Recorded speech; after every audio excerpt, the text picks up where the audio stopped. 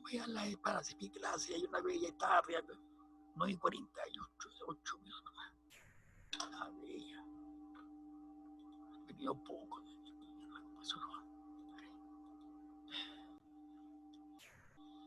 Bien, chicos, ¿me escuchan, no?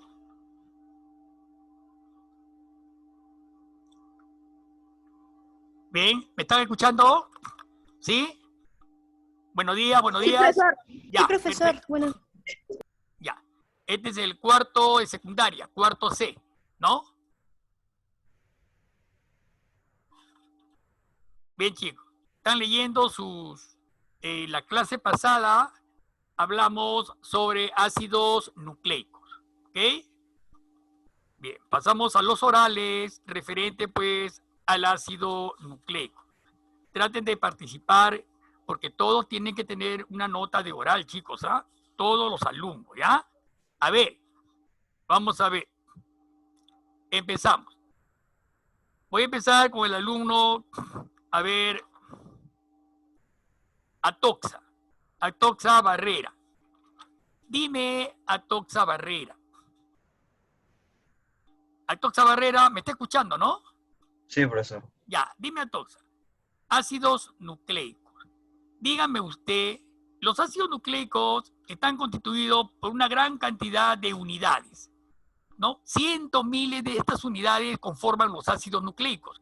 ¿Qué nombre reciben estas unidades? ¿Qué nombre reciben estas unidades que conforman los ácidos nucleicos? Atoxa. No, profesor. No lo apunté. ¿No te acuerdas? A ver, García Chen, Ana, Alejandra, ¿qué nombre reciben estas unidades que conforman los ácidos nucleicos? Nucleótidos. Nucleótidos, claro. Muy bien, García Chen. Nucleótidos. Muy bien, García. Muy bien, García. Usted tiene varias participaciones. García, la felicito, ¿ya? Tiene varias participaciones. Voy a llamar a los alumnos a ver que todavía no han participado, los chicos que no han participado todavía. Díganme presente, si están presentes, digan presente, por favor, ¿ya? Apolinario, Aranda, Béjar, Coyaquispe,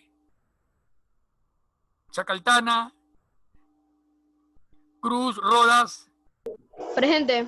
Ya, Cruz, Rodas está presente. Contigo, Cruz, Rodas, ya tú todavía no has participado. A ver, dime, Cruz, Rodas, ya las unidades se denominan ácidos, nucleótidos, me dijo su compañera. Pero estos nucleótidos están unidos mediante un enlace. ¿Recuerda el enlace que une a los nucleótidos?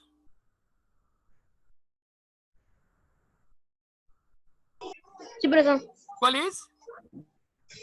Péptidico. ¿Hable? Enlace peptídico. ¿Enlace proteico? No, profesor. Péptidico.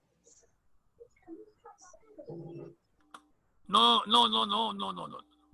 Es un enlace, están unidos mediante un enlace bien característico del grupo fosfato, ¿no? Y los glúcidos, ¿no es cierto? ¿Cómo se llama ese enlace que vimos en una fórmula, la fórmula inclusive? A ver, ¿quién lo recuerda de los presentes? ¿Alguien lo recuerda del enlace? Tineo, profesor. ¿Hable? Tineo. Ah, fosfodiéster. Fosfodiéster, claro, es el enlace fosfodiéster, ¿ya? Tineo Ceballos. Muy bien, Tineo Ceballos. Enlace fosfodiéster. Bien. Siguiente pregunta. A ver, ¿qué me dice el alumno? A ver, todos los que han venido han participado y los que no vienen justamente no participan. A ver. Ha venido la alumna, ya, Ariana Arias. Acá está que ha venido. Ariana Arias. Diga presente, Ariana. Arias. Ariana Arias. Aquí está como presente. ¿Que ya se fue?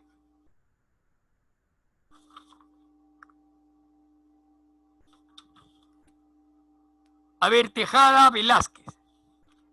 Dime Tejada Velázquez. Tejada Velázquez.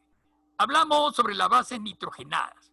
Le dije que pueden ser purinas y pirimidínicas. ¿Ya? ¿Qué bases son las que qué bases son purinas? Quiero que me menciones las purinas y las pirimidinas. ¿Quién lo puede hacer? ¿Algún alumno? A ver. ¿Qué bases conforman las purinas y qué bases conforman las pirimidinas? A ver, hablen.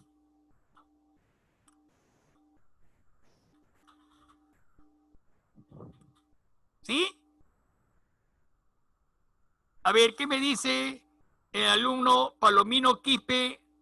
Palomino Quispe, la alumna Antonella, Palomino Quispe Antonella.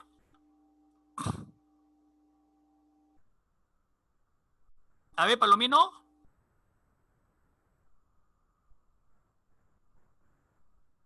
A ver, las purinas están formadas, le dije, por dos anillos heterocíclicos y son la adenina y la guanina. Son las purinas, no te olvides, adenina y guanina. Y las pirimidínicas son la citosina, uracilo y timina, ¿no? Que están formados por un anillo heterocíclico, ¿ya? No te olvides, chicos, esa parte. Bien, vamos a entrar entonces al estudio de las biomoléculas inorgánicas, ¿ya? ¿Me están escuchando, no, chicos? ¿Sí? ¿Aló? Sí, profesor. Ya. Sí, profesor.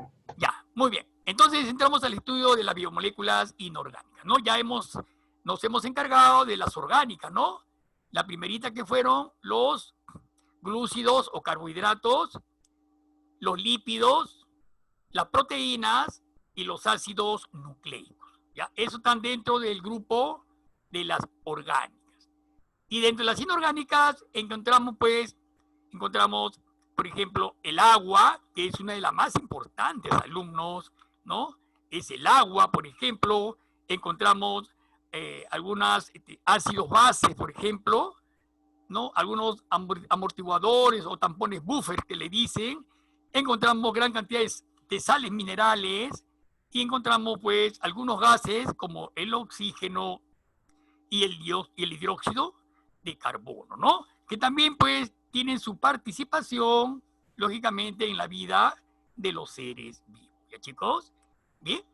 Empezamos entonces con el agua, ¿ya? Anoten, tomen sus anotaciones y comenzamos. Acá hay una fórmula química de algunas biomoléculas inorgánicas, ¿no es cierto? ¿Cómo se enlazan? ¿No? La mayoría de ellas enlaces electrovalentes o iónicos, ¿no? Gran cantidad de ellas, ¿ya? Dice, los átomos interactúan y forman moléculas. Eso lo conocen ustedes, ¿no? La unión de átomos forma moléculas, ¿no? Por ejemplo, acá la unión de dos átomos de hidrógeno y un átomo de oxígeno forma la molécula de agua, ¿no es cierto? Tan importante, ¿eh? ¿Ok? Enlaces se enlazan y forman el H2O. Acá hay algunas sales minerales también. Vean, el cloruro de sodio, por ejemplo, ¿no? El cloruro de sodio es una sal, es la sal común, ¿no? La sal de cocina, ¿no? ¿Cómo se forma? ¿Cómo se unen?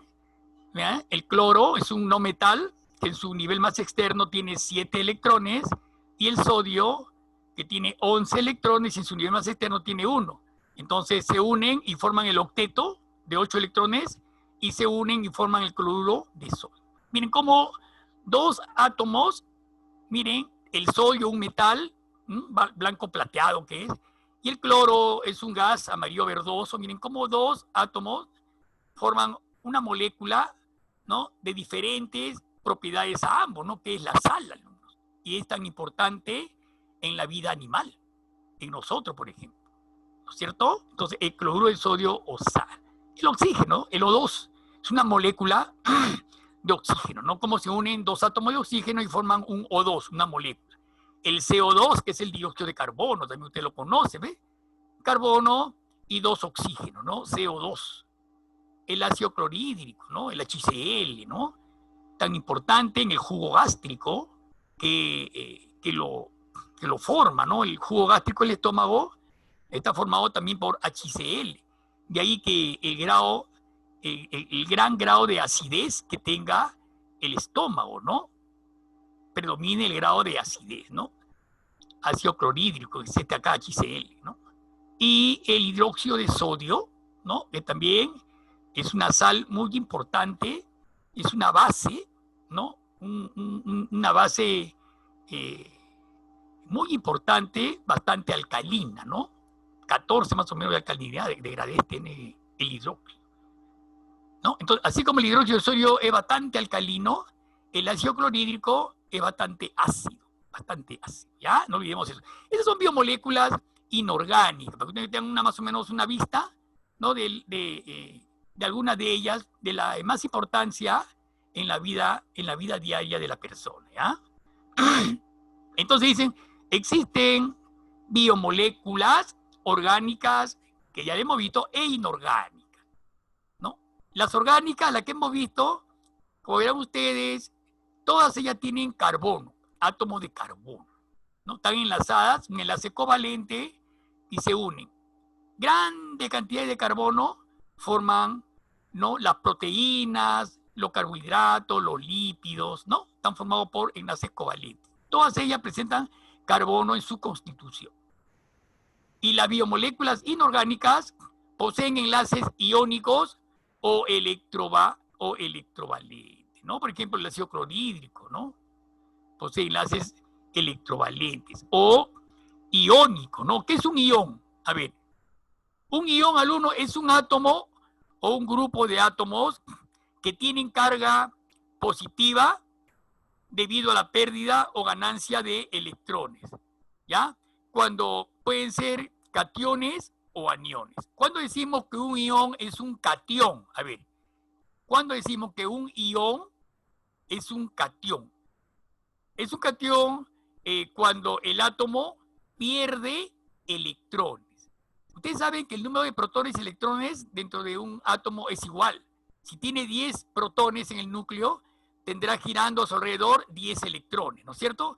Porque un átomo siempre está en un equilibrio químico, Repito, el número de protones es igual al número de electrones en todo átomo. Entonces, si tiene 10 protones en el núcleo y 10 electrones girando a su alrededor, ¿qué sucede si ese átomo pierde electrones? Si pierde electrones, pongamos que pierda 2 electrones, se quedaría con 8 electrones y 10 protones. Entonces el átomo se carga positivamente porque tiene una mayor carga de protones. Entonces es un ión positivo, a eso me refiero, ¿ya? Es un ión positivo. Ustedes saben, todos los metales pierden electrones, ¿no? El sodio, el potasio, el calcio, magnesio, el zinc, ¿no? La plata, el oro, todos ellos son metales y cuando se unan con otros átomos, ellos van a perder electrones. Entonces se va a cargar positivamente. Por eso se le dice ión positivo o ión, o se le dice catión. Cationes, entonces, cationes, el átomo pierde electrones, ¿no? Por ejemplo, el sodio pierde un electrón, se le dice el catión sodio. El sodio es un catión. Pero ¿qué sucede si ocurre lo contrario? Cuando gana, por ejemplo, cuando gana electrones, entonces se convierte en un anión. Anión, ¿ya?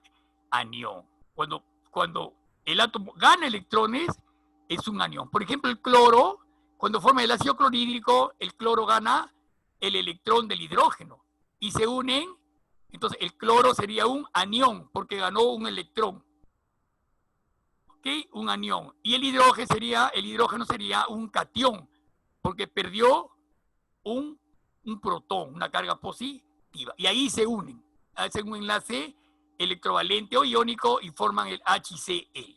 Por eso siempre ven hidrógeno, arribita ponen a veces +1 y cloro, arribita ponen -1. ¿Ven?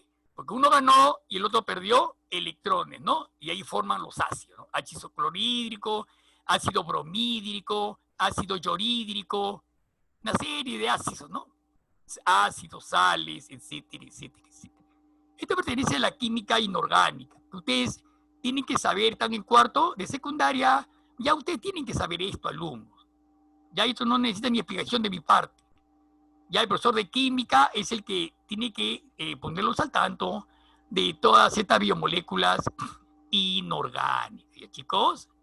Bien, miren bien entonces, ya pasamos al otro lado, ¿ya? A la otra diapositiva sería esto. A ver, sala de espera, un momentito. A ver. Uno. Vienen tarde los chicos, ese problema. Ya. A ver, el agua. Primeramente, alumnos, el agua está conformando un 60% de nuestro cuerpo. O sea, si la persona pesa 70 kilos, el 60% de 70 esa es la cantidad de agua que tiene en su organismo. Está presente en elevadas cantidades en los seres vivos, dice, ¿ven? El agua es una molécula estable, ¿no? Está formada por 2 átomos de hidrógeno y un átomo de oxígeno. Dice, las moléculas individuales de agua, dice, continuamente ganan, pierden o intercambian átomos de hidrógeno. Es por eso que en toda masa de agua encontramos hidrógenos y OHs en cantidades iguales. Esto es importante, ¿no? Entonces, en el agua encontramos la cantidad de hidrógenos y de oxidrilos o hidroxilos son iguales, en cantidades iguales. Bien, la fórmula, esa es la descomposición del agua, en hidrogenión e hidroxilo, ¿ya? Seguimos acá. Lo que determina, dice, que toda masa de agua sea normalmente insípida, o sea, carezca de sabor, ¿no? Insípida o neutra. Pero, mucho cuidado con esto. Si la igualdad de hidrógenos y OH varía, ojo con esto, si la igualdad de hidrógenos y OH varía, la sustancia resultante se vuelve ácida o alcalina, ¿cierto? O sea, si tiene gran cantidad de hidrógenos, la sustancia será ácida. Y si tiene más cantidad de hidroxilos, será básica. Básica o alcalina, es igual. ¿Ya, chicos?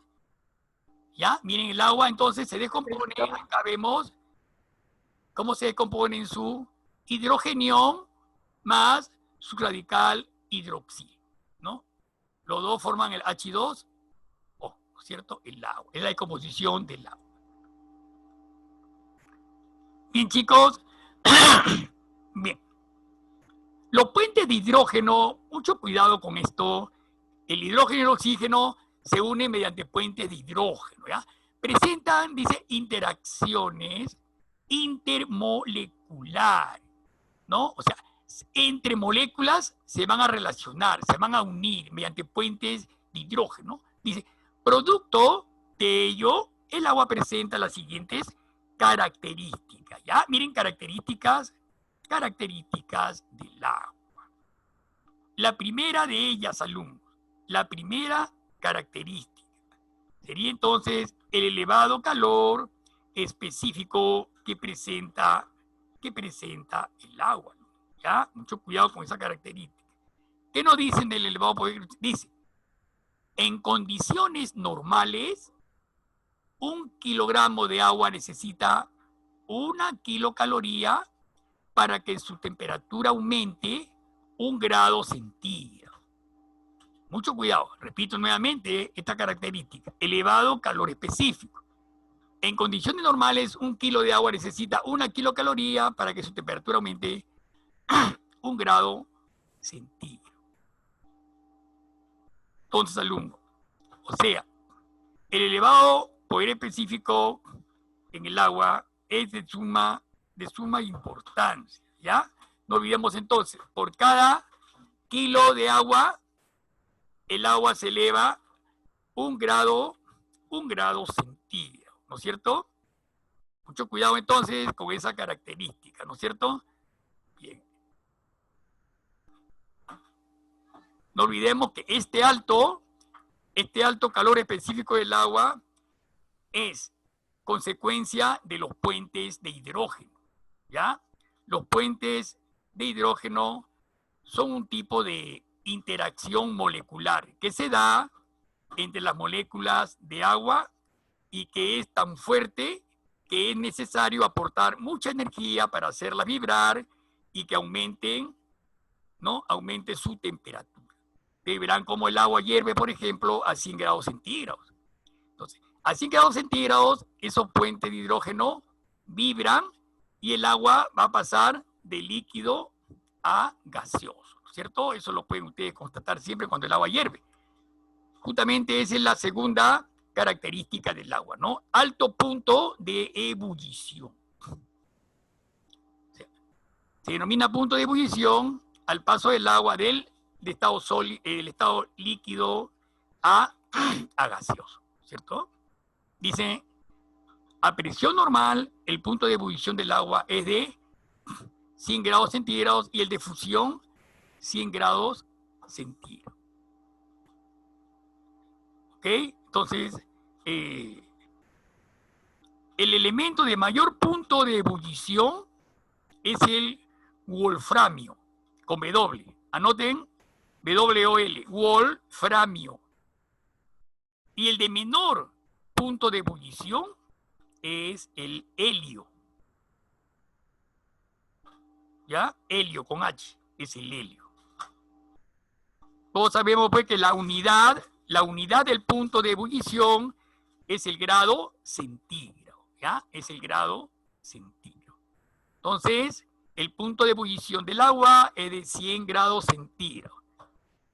Y el punto de fusión, o sea, cuando el agua se convierte en hielo, fusión es de 0 grados centígrados.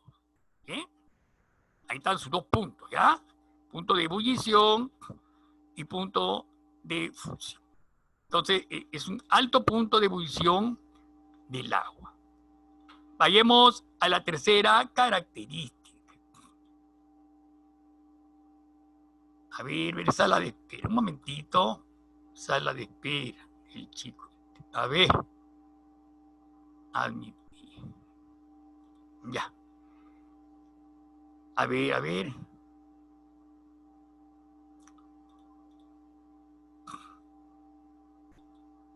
Ya está. A ver. 3. Características del agua. La número 3. Bipolaridad. Bi es 2. 2 polos, positivo y negativo. Por ahí lo sacamos. Bipolaridad. Dice, el átomo de oxígeno presenta carga eléctrica negativa. Ahí está, este es el símbolo de carga negativa, ¿no? El átomo de oxígeno presenta carga eléctrica negativa, mientras que cada uno de los átomos de hidrógeno, que están a los costados, tienen carga positiva. ¿No es cierto?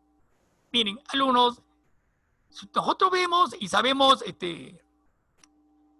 cómo se forma el agua. Ustedes van a ver que el agua tiene 8 electrones.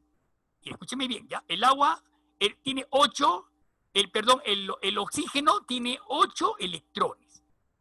¿Cómo se comparte? 2 en el primer nivel y 6 electrones en el segundo nivel. De esos 6 electrones, 2 de ellos se comparten con el hidrógeno. 1 y 2. ¿Ya? Miren. El hidrógeno tiene carga positiva y acá carga positiva y comparten con el oxígeno que tiene carga negativa, ¿no? Entonces, por eso que el agua se representa H2O, o sea, 2 hidrógenos que es H2 y oxígeno, O. Van a ver siempre el agua, cómo se representa de esa forma, H2O. Si ustedes ponen el hidrógeno en H2O, en la parte superior del símbolo de hidrógeno ponen +1, que es la valencia del hidrógeno, van a ver que multiplicado 2 por 1 es +2, y el oxígeno es -2. Como ven, hay un equilibrio entre el hidrógeno y el oxígeno, ¿no? +2 y -2. Todo compuesto está siempre en equilibrio, todo compuesto, alumnos. Se van a unir de esa forma, ¿no? Este es un enlace que se une, ¿eh? Están los 3, 2 hidrógenos y un oxígeno. Por eso dice, el átomo de oxígeno presenta carga eléctrica negativa, ¿está? Mientras que cada uno de los átomos de hidrógeno carga eléctrica positiva. ¿Qué más podemos hablar de la bipolaridad? Le voy a repetir acá, miren bien, me decían el puntero, ¿ya? Dice, el átomo de oxígeno presenta carga eléctrica negativa, ahí está. Mientras que cada uno de los átomos de hidrógeno tienen carga positiva. Esto hace que la molécula de agua sea bipolar, negativo y positivo, bipolar. O sea, se unen por 2 enlaces covalentes. Ahí dice, enlace covalente polar, ¿ves? Un enlace, 2 enlaces, ¿ya? se unen por dos enlaces covalentes. ¿Ok? Como ven, ¿no? 2 de los 6 hidrógenos, dos de los 6 electrones de los orbitales más externos del átomo de oxígeno, lo que les expliqué antes, 2 de ellos intervienen en los enlaces covalentes, ¿no? 1 y 2. Con los 2 átomos de hidrógeno, 1 y 2, ¿no? Entonces, pues como el átomo de oxígeno es más electronegativo que los del hidrógeno, en el lado de los hidrógenos se sitúa la carga positiva. Y en el lado del oxígeno, la negativa. Chicos, la unión entre estos 3 átomos que forman la molécula de agua se hace mediante enlaces polarizados que forman entre sí un ángulo de 104,5 grados. Acá tenemos, por ejemplo, ¿ven? Ahí está la unión de estos 3 átomos, 2 de hidrógeno y 1 de oxígeno. Miren bien esto, forman la molécula de agua, forman entre sí un ángulo, ¿ves? Este ángulo, 2 hidrógenos, forman entre sí un ángulo de 104,5 ya prácticamente grados, ¿ya? Ahí están. Positivo, positivo, oxígeno negativo en la molécula de agua. Miren cómo se unen acá, chicos, miren. Bien. Este a la vez, ¿ve? Este oxígeno también tiene puentes de hidrógeno, ¿ve? ¿Cuántos puentes de hidrógeno? Este oxígeno tiene 1, 2 puentes de hidrógeno. Este oxígeno igualmente, ¿no? Enlaces covalentes y luego el oxígeno se une mediante puentes de hidrógeno. 2. Acá también eran 2 puentes de hidrógeno. 1, 2. Aquí eran, ¿no? Puentes de hidrógeno. ¿No? Puente de hidrógeno. 1, 2. ¿Ven? Son puentes de hidrógeno. Para unirse el oxígeno buscando los hidrógenos, ¿no? Negativo con positivo. Negativo con positivo. Negativos con positivos. Con positivo. Acá faltaría otro puente de hidrógeno, ¿no? Otro hidrógeno más acá. Otro más. Igual que este. Puentes. Puentes. Y así sucesivamente. Vamos formando, no todo mil y millones de átomos y conforman el H2O, ¿no? El agua. Mucho cuidado con esa partecita, ¿ya? El agua. Bien. Pasamos por acá ahora. A ver.